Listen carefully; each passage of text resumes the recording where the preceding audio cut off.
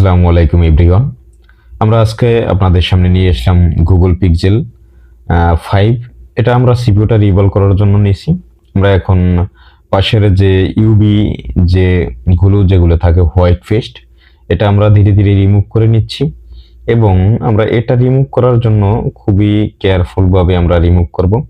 তবে আমরা এই ধরনের আইসিগুলো কিভাবে খুব সহজে আমরা আইসিগুলো কাজ করতে পারি, এটাই আজকে আমরা এখানে ডিসকাস করব।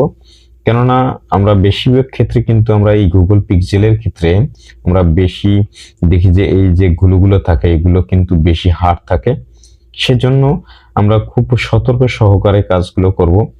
তবে এই ধরনের পিসিবিতে আপনি 400 এবং 420 ইউজ করতে পারেন এখানে টেম্পারেচার, কিন্তু আমি এই আইসিটা তোলার ক্ষেত্রে কিন্তু এখানে 380 ইউজ করছি।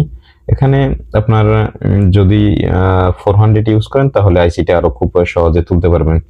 তবে এই ধরনের গুগল পিক্সেল যে মোবাইলগুলো আমরা খুব সতর্ক সহকারে এগুলো আমাদের কাজ করতে হয়, কেননা এই ধরনের যে মোবাইলগুলো গুগল পিক্সেলের এই মোবাইলগুলো আসে বেশিরভাগ ডেড কন্ডিশন। তবে আমরা সবসময় মাথায় রাখবো যে গুগল পিক্সেলের যে এই পিসিবিগুলো খুবই শক্ত হয়, কিন্তু এই ক্ষেত্রে আমরা কিন্তু একটু যদি আমরা সতর্ক এবং চিন্তা ভাবনা এরকম রেখে যদি আমরা কাজগুলো করি তাহলে কিন্তু আমাদের জন্য তেমন একটা হ্যাসেল হয় না। প্রথমত আমি এই যে সিপিইউটা তোলার জন্য যে এখানে ট্রাই করতেছি, তবে এখানে পাশে যে কম্পোনেন্ট গুলো সেদিকে কিন্তু খেয়াল রেখে কিন্তু আমি সিপিইউটা তোলার জন্য চেষ্টা করতেছি। এখানে আমরা গুগল পিক্সেলের যে সিপিইউ গুলো এগুলো রিমুভ করার ক্ষেত্রে আমরা যদি অতিরিক্ত এখানে টেম্পারেচার বা অতিরিক্ত এয়ার ইউজ করি তাহলে কিন্তু আমাদের এই পিসিবি কোনো প্রকার সমস্যা হবে না, কিন্তু এখানে আইসিটা ড্যামেজ হওয়ার সম্ভাবনা থাকে।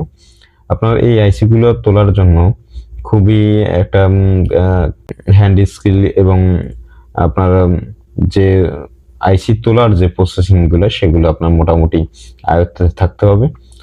তবে আমরা এই গুগল পিক্সেলের ক্ষেত্রে কিছু মোবাইলে আমরা দেখতে পাই যে বেশিরভাগ ক্ষেত্রে দেখি আমরা ডেড কন্ডিশন আসে, আবার বেশিরভাগ ক্ষেত্রে আমরা দেখি যে এটা লোগো হ্যাংও থাকে।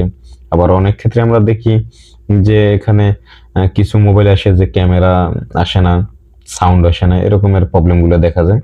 তবে এই মোবাইলগুলো বেশিরভাগই আমরা গেমিং যে প্রসেসর তো সেই জন্য এখানে গেম খেলার কারণে কিন্তু মোবাইলগুলো অনেক সময় ডেড হয়।